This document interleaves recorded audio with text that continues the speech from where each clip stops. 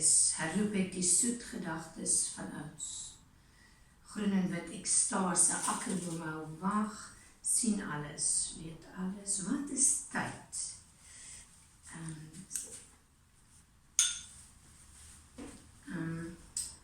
Wat is tyd?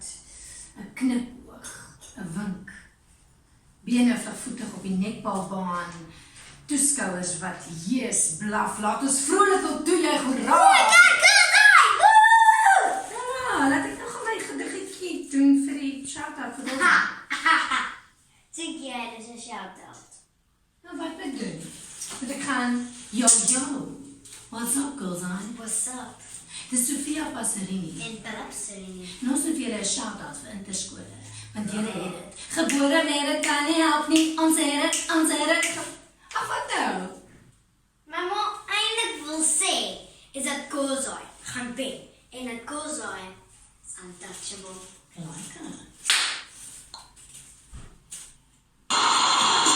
You can't touch this. You can't touch this.